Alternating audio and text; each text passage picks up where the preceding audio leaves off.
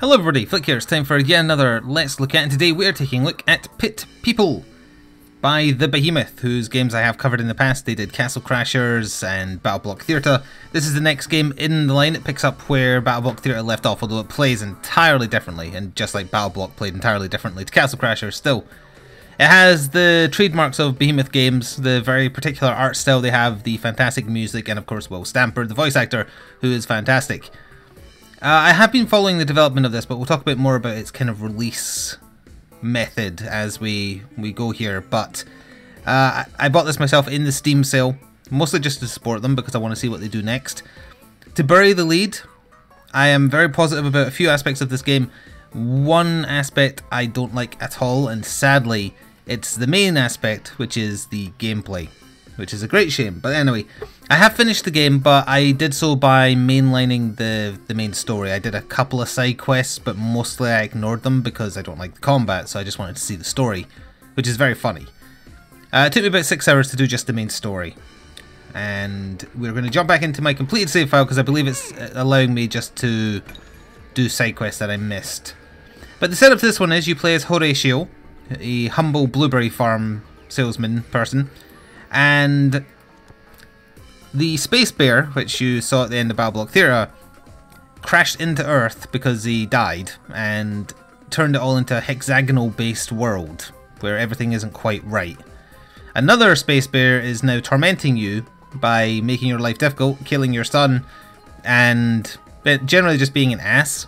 And your goal is, well, at least at the start, your goal is to try and get revenge, essentially, or just survive. And this is where you stay. This is your town, where you can fight in the pit. You can go on quests, you can manage your group, which we'll talk about more once we're actually, like, fighting. Because I want to show off the combat very quickly. The Marquette, where you can... Well, it's Marquette, but it's spelled like, you know... I'll talk more about this stuff once we can actually show off the combat. So, ignore the story quest. We are going to take on a side quest. Now, I only have part 2s to ones I did start, but let's do this. The unrest room. Is that civil unrest I smell? First part of this quest, somebody just wanted to use a gigantic toilet, but it was guarded by enemies, so you agreed to bodyguard him while he went to the toilet.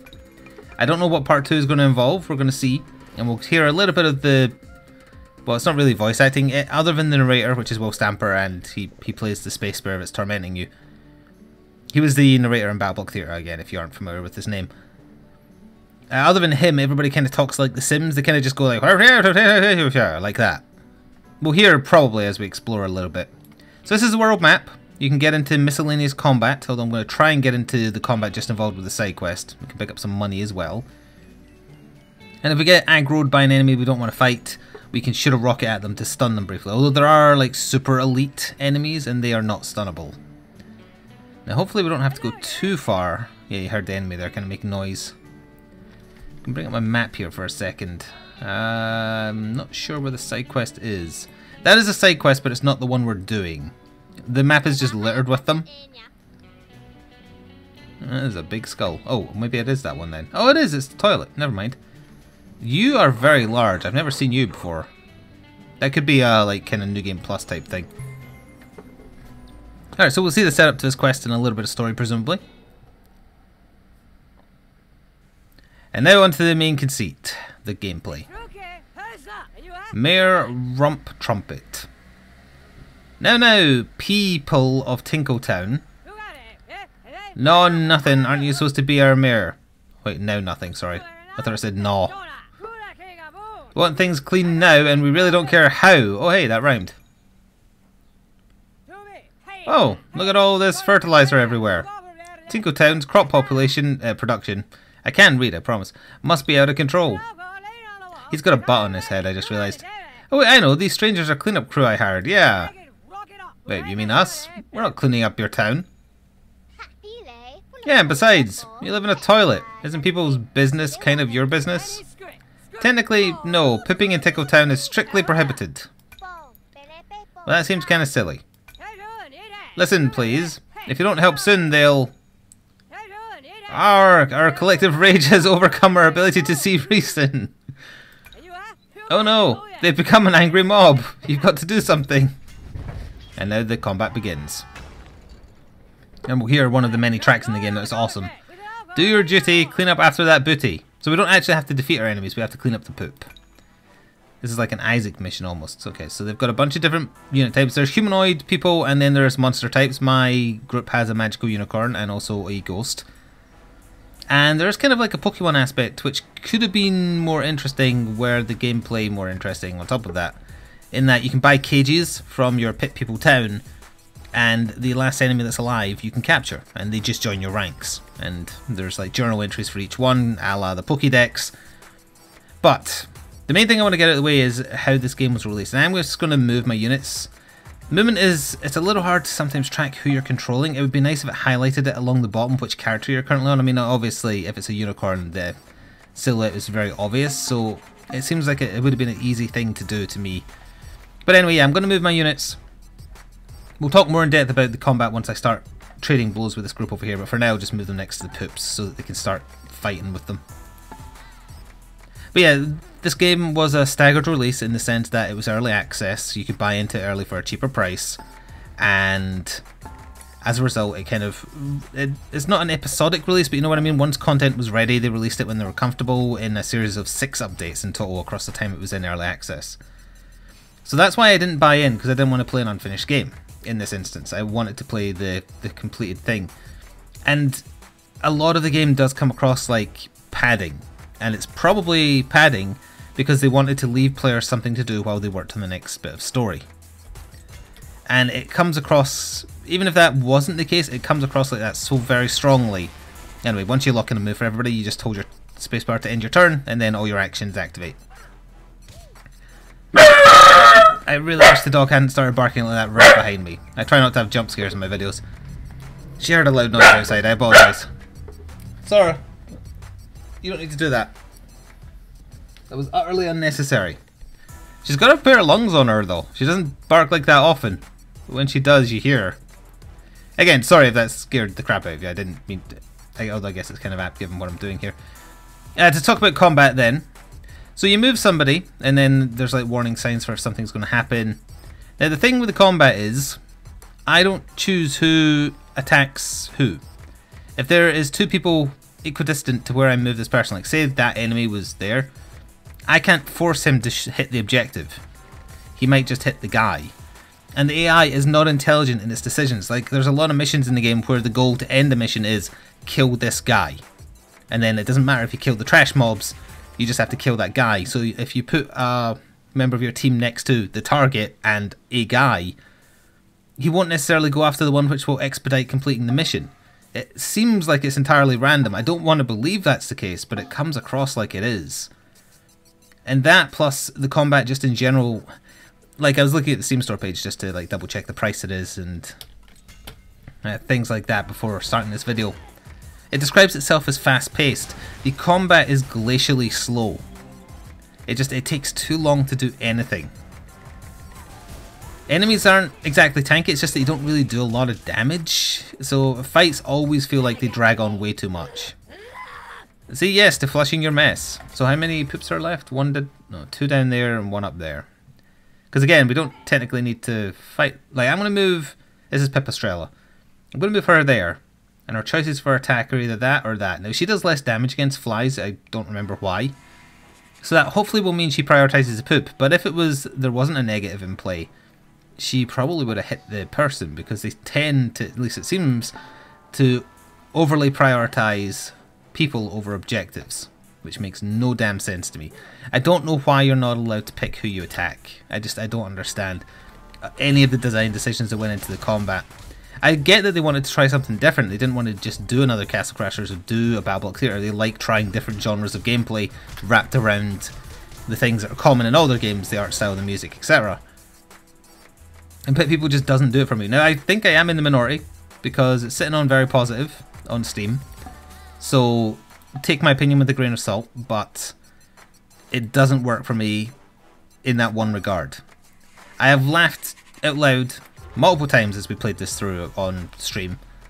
It's very funny. The music is... Well, this track that's playing isn't that great, but most of the music is amazing. And Will Samper is a very funny man. Now, we're only going to hear him in combat if I manage to get at least a double kill during a turn, because otherwise he doesn't really say much.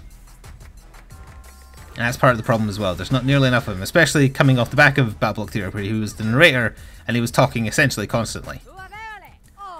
Sorry, chums. Better get cleaning. Vote Rump Trumpet.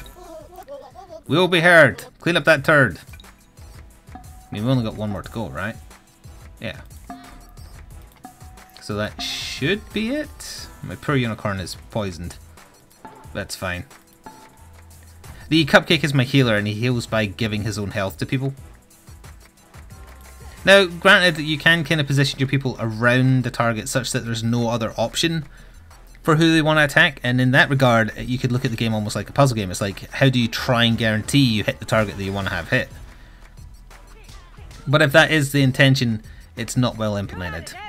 The latter two quite elongated missions prior to the story finale mission also reek of being overly long purely just to be long, to give people something to do while they're preparing the final update. That's still 2 strikes. Rump Trumpet, watch yourself. Move along, people. Nothing to see here. So we finish the mission, we'll probably get the choice of just cashing in, yeah, or we can wipe out the enemies. I will stay and fight and wipe out the enemies. I never did that, but why not? So this enemy is not able to hurt Yusuf very much because he's wearing a helmet, and certain weapon types do not do well against helmets. You need big maces to do that. So as long as we murderize somebody, let's see, if we move you there, it highlights in blue who is going to try and attack if you sit him somewhere. Honestly, where he is fine. That'll do. When you first start the game, you can turn on permadeath, but I opted not to, so if somebody dies in combat, you can just resurrect them outside of combat. But if you have permadeath on, they're gone for good, and if you lose a story character, you just can't finish the story. You can still do side quests and miscellaneous fights. Number 2, wrong for me and wrong for you. Sure. See, now she's between these 2 targets, and that one's weaker, so obviously I want them to hit the weaker target, but whether or not they will, we'll have to wait and see. Let's also get some heals up here for... Now, where can I move him so he's healing Yusuf? There. That'll make him heal Yusuf. That's fine. Also, if you could bombard the little mushroom man who flips the bird after farting, that would be fun. He opted to fire at him instead.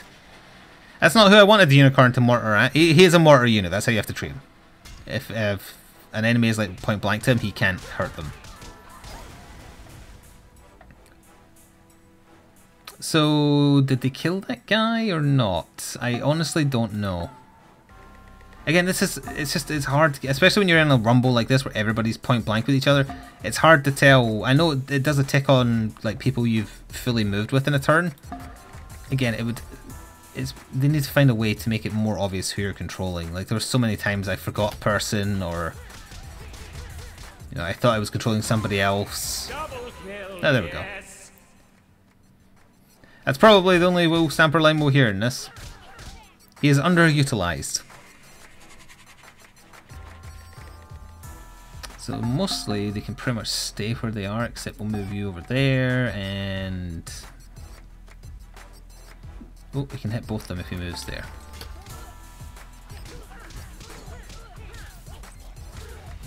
If anybody levels up in combat, they get full health as well, which is a very handy feature for the longer fights.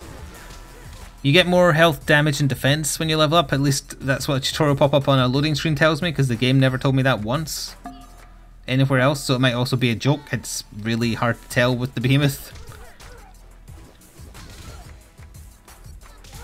Obtuse for the sake of it. Now, my unicorn does do friendly fire, and he kind of hit 2 of my own team there pretty badly, but again, I don't have permadeath on, so it doesn't really matter. Oh, he doesn't flip the bird, he gives a thumbs up. Sorry, my bad.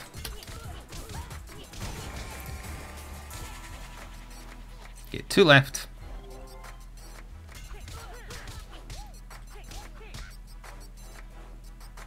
Oh, we need to move Horatio next to one of them. Yeah.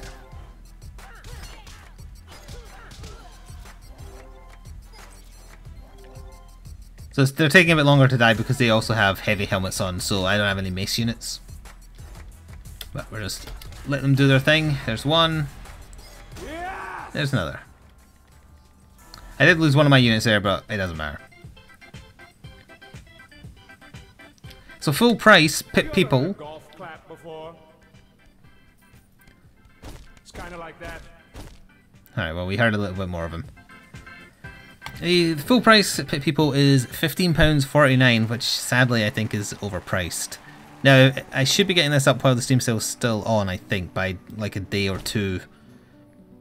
And it's 40% off in the Steam sale, which I think brings it down more fairly. Like, as I say, the main story took me 6 hours. I have no intention of playing anything else in it. Even if the side quests have some like fun dialogue, like we saw there at the start of that with the terrible, terrible toilet-related puns, the combat is so slow and dull. The side quests are not worth pursuing for me, which is a great shame. Anyway, let's see what we got. We got Crustacia Shield, distinguished for the Mushroom Monster, which I do have, and then some gold and bonus gold. So if we go into here, we can look at our team, and this is how you can equip them. This menu, not intuitive in the slightest, found it very annoying to use. But you can kind of go through all your equipment. 90% of equipment is purely aesthetic. It's just some other weird looking thing, like you make them use a floppy disk. But every so often within a given category, like heavy shield, medium shield, there are some stats that change. Now, there's a slight change, like that's a fire defense shield. I can't use it because it will go above my weight limit, because I'd have to take off my helmet or something like that, but compared to the traffic light I'm using, it is better. Also, how heavy you are dictates how many movement squares you get, which is here. Hearts is just purely health, and I'm not sure what else, honestly, because again, it doesn't really explain. Then here's other people I've kind of earned. Certain units, like this person here called Puppy Person, they take up 2 slots in combat, which does not seem advantageous to me at all, but I never used it, so I can't say with certainty. They are obviously more tanky, more powerful. They also start at level 1 a lot of the time though, whereas like when I got this unicorn it was level 26. So, you know, who knows. But within town, if you visit the market, you can buy mercenaries. I don't know if they stay with you forever, because I never had enough money to get anyone. You can also just buy unlocks, like there's a razor blade there, a plunger, and a helmet and scarf combo. But you can't tell their stats, or indeed if they have stats, until you buy them. And as I say, most things are purely aesthetic, so I don't know. I don't want it to come across like I'm crapping on the game, because as I said, there's bits of the game I love so much, as I have done with all the Behemoth's previous games. It's just the main thing that needs to be good in this game is bad. And the mechanics around it are also bad. So, I don't know, this is a weird video because I don't like doing Let's Look Ats where it can come across where I'm being negative. I'd rather not show you a game and be like, yeah, here's this game, I didn't really like it. In this case though, I want the Behemoth to be able to keep on carrying on. And there are up points to the game. And if you don't see a problem with the things I've been mentioning as complaints, I still do recommend it. It's just, it's not for me. The game does also have online play co-op. It's worth mentioning, I totally forgot to say that earlier. And there is just kind of like this arena here where you can fight other people, or you can team up against AI, I believe. There's player versus player, and then there's unfair 3 waves against AI. If they had an option for speeding up the combat, it would go a long way to making it much less boring to play. Like give enemies half HP or something, or just make it move at twice the... I don't know, they need to do something. So I think that's probably going to do it for my thoughts. I just wanted to bring it to your attention. If you saw absolutely no issue with the combat, by all means pick it up, help support the Behemoth. I like the other games I've done. I love BattleBlock Theatre, I loved Castle Crashers. This one, sadly, pardon me, gameplay wise it just didn't do anything for me. Story was very fun to get through. Side quests, meh. It's kind of just like a general malaise. It's just, ugh. I don't understand some of the decisions they made. And I hope the next game is better. But that said, I will be linking to the Steam store page in the description box below. If this is during the Steam sale, it's 40% off. If not, then it's £15.49 full price, which is a little too expensive. And I don't know if there was any kind of like budgetary constraints as the game goes on. I totally forgot to mention, but the quality of some of the in-game cutscenes vary wildly. Like some of them just look so cheap compared to other ones. Maybe money was just a big issue as this game was getting made, and if it was, then it does kind of show that something went wrong with the development, just beyond the fact that they did the kind of early access route and previously they hadn't. Could have just been trying something new as well, but I'm spitballing, as they say. Something went wrong with Pit People, sadly. but hopefully it won't happen for their next game. Anyway, check it out if you're interested, and I will see you next time. Ta-ta for now.